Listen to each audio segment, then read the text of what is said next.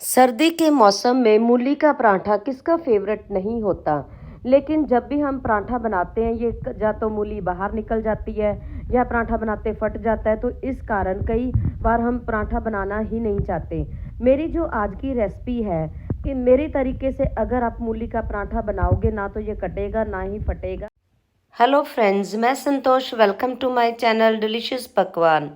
मूली का पराठा बनाने के लिए सबसे पहले यहाँ पर मैंने लिया मूली, जिसको अच्छे से पीलर के साथ मैं पील कर लूँगी, इसका छिलका अच्छे से उतार दूँगी। और उसके बाद यहाँ ये जो मूली है मेरे घर के टेरेस गार्डन पे ही लगी हुई घर की मूली है, फ्रेश है। और इसको पील करने के बाद हम छिलका उतारने के बाद इसको इसके जो एंड्स हैं और पत्ते हैं हटा देंगे। अब एक कद्दूकस लेंगे और उसके साथ हम जो मूली जितने भी हमें अपने पराठे बनाने हैं क्वांटिटी चाहिए उसके हिसाब से आप मूली कद्दूकस के साथ अच्छे से कद्दूकस कर लें। आप मेरी वीडियो को एंड तक ज़रूर देखना, क्योंकि जो टिप्स और ट्रिक्स के साथ मैंने पराठे बनाने हैं वो मैं आगे आपको बताऊंगी कि कैसे हम पराठे बना सकते हैं जिसके कारण वो फटे ना। मैं इसी तरह जो अपने मैंने यहाँ पर 2 मूलियाँ ली है और इसी तरह इसको सभी को ग्रेट कर लूँगी, अच्छे से कद्दूकस कर लूँगी। ये हमारी मूली कद्दूकस हो चुकी है। अब मैं एक मलमल का कपड़ा लूँगी और इसको मूली उसको मैं डाल लूँगी कपड़े में।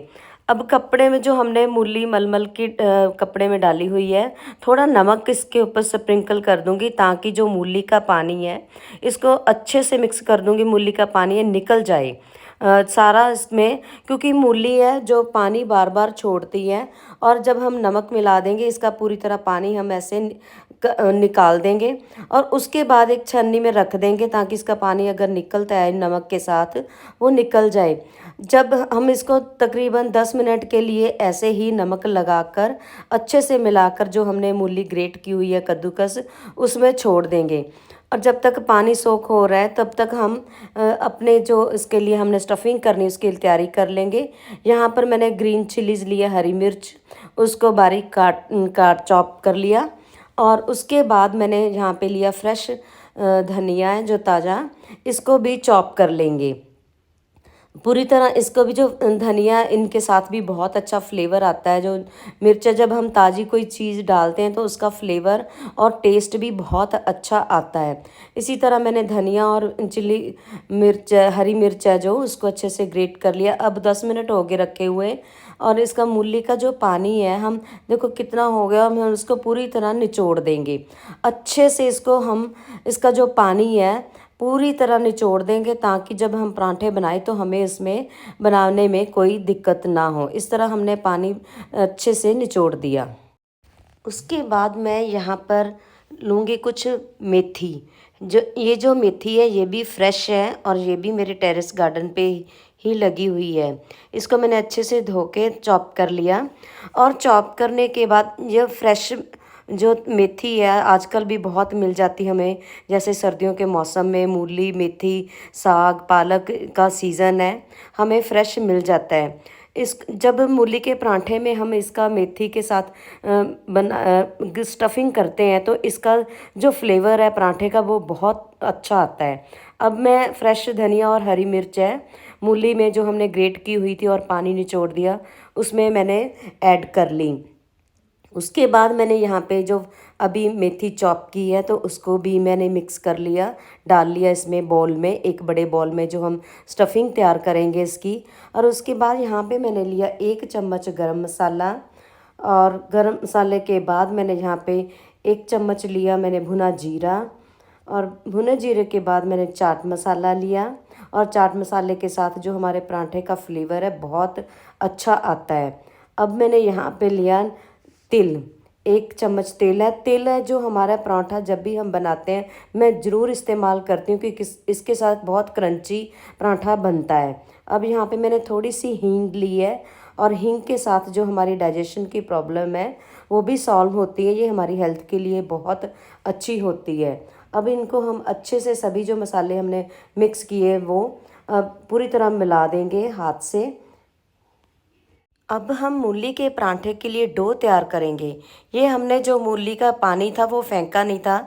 अब उसमें आटे में जब मैंने यहाँ पे गेहूं का आटा लिया और मूली का पानी और नमक डाला। आपको ध्यान होगा कि मैंने जो नमक है जब इंग्रेडिएंट्स मसाले मिलाए थे तब मैंने नमक नहीं यूज़ किया। नमक मैंने जब मूली कद्दूकस की या उसमें डाला या मैंने आटे में डाला। अब यहाँ पे मैंने कुछ अजवाइन ली, 1 चम्मच अजवाइन ली है और वो भी आटे में मिक्स कर ली। अब हम मूली के परांठे के लिए डो तैयार करेंगे। हम पानी एकदम से नहीं लेंगे, थोड़ा थोड़ा पानी करके जैसे हम डो तैयार करते हैं वैसे ही सॉफ्ट हाथ के साथ हम पंचिंग करते आटा हम तैयार करेंगे मूली के परांठे के लिए। क्योंकि जो हमारा ये गेहूं का आटा है इसमें ग्लूटेन होता है, तो इसको पंचिंग करते हुए कम से कम 8-10 मिनट के लिए हम इसको अच्छे से डो इसका बना लेंगे। ये हमारा डो है जो तैयार हो चुका है। अब इसको मैं एक बर्तन में निकाल के रख लूँगी और इसको थोड़ा सा अपने हाथ में ऑयल लेके इसको आटे को जो डो तैयार हुआ है ऑयलिंग करके रख दूँगी, ताकि ये हमारा आटा है जो सॉफ्ट रहे और हमें परांठे बनाने में कोई दिक्कत ना आए। अब मैं एक पेड़ा लूँगी और उसको अच्छे से जैसे एक बॉल है, लोई है, तैयार कर लूँगी रोल करते हुए। हमने जो परांठा बनाना है इसकी स्टफिंग करनी है, फिर सूखा आटा लगाकर इसका हम ऐसे लोई बना लेंगे और इसमें मैं स्टफिंग करूँगी। ये जो हमारे मूली है को हमने स्टफिंग तैयार की हुई है। अभी मैंने रोटी बेली नहीं है। जब हम बेलने से पहले मैंने इसको ऐसे ही हाथ से थोड़ा फ्लैट करके इसमें मैंने स्टफिंग की है। जैसे देखो मूली का जो हमने किया हुआ स्टफिंग, मैंने नमक है जो हमने इंग्रेडिएंट तैयार की उसमें नहीं है, मैंने आटे में लिया और जो मूली है ग्रेट की थी तब लिया था।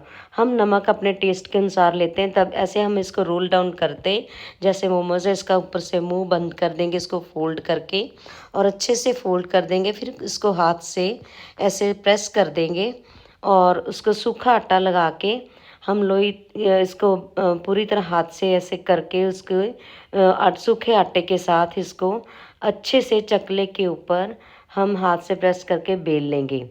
अब बेलन लेके हम सूखा आटा लगाएंगे और बेलन लेके हम रोटी की तरह इसको बेल लेंगे। स्टफिंग की हुई है, ये देखो आप कितनी अच्छे से रोटी हमारी बेली जा रही है और कोई रोटी फट नहीं रही। हल्की सी जो मेथी निकल रही है या मूली, इसका कोई प्रॉब्लम नहीं क्योंकि हमारा पराठा अच्छे से बनकर तैयार हो जाएगा। क्योंकि जो मूली है ये पानी ज़रूर छोड़ती है जिसके कारण प्रॉब्लम आती, लेकिन आप इस तरीके से बनाओगे तो ये आपको दिक्कत नहीं आएगी, ना ही आपका पराठा फटेगा। आप मेरी इस रेसिपी को ट्राई ज़रूर करना। कुछ टिप्स के साथ अगर आप रोटी बनाओगे मूली का पराठा तो ये बहुत अच्छा बनता है, बनकर तैयार होता है। और इस तरीके से बनाओगे तो ये मूली का पराठा सॉफ्ट भी, क्रंची भी बनता है और इसका फ्लेवर भी बहुत अच्छा टेस्टी बनकर तैयार होता है। अगर आप इस तरह से पराठा बनाओगे आप एक की जगह 2 पराठे ज़रूर खाओगे। ये बेहद बनकर बनता है।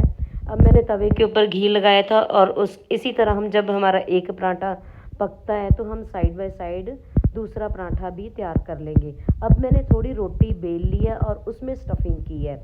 उसको स्टफिंग करके ये भी तरीका अच्छा है और जो इससे भी बड़ी ईजिली बन जाते हैं पराठे।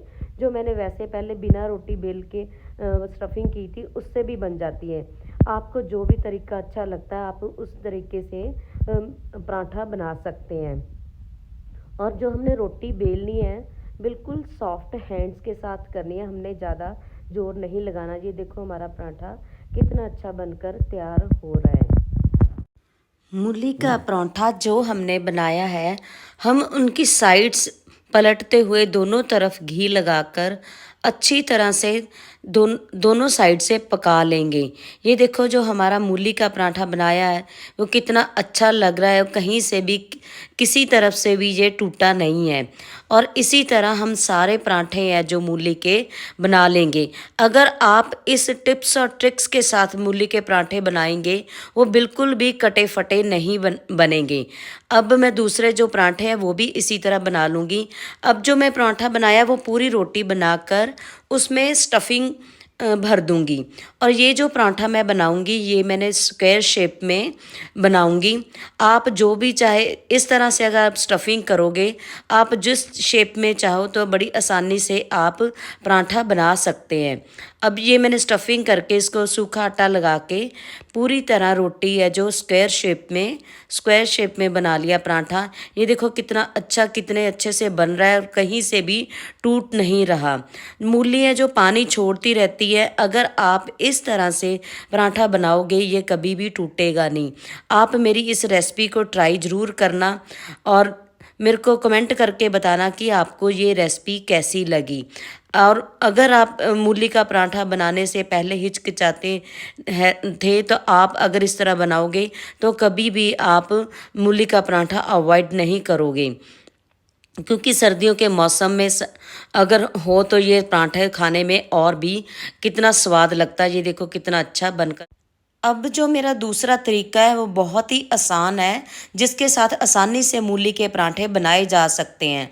जिसमें मैंने गेहूं का आटा लिया और मूली जो मैंने ऑलरेडी कद्दूकस करके रखी थी, जिसके साथ मैंने मेथी और धनिया भी चॉप करके आटे में मिला दिया।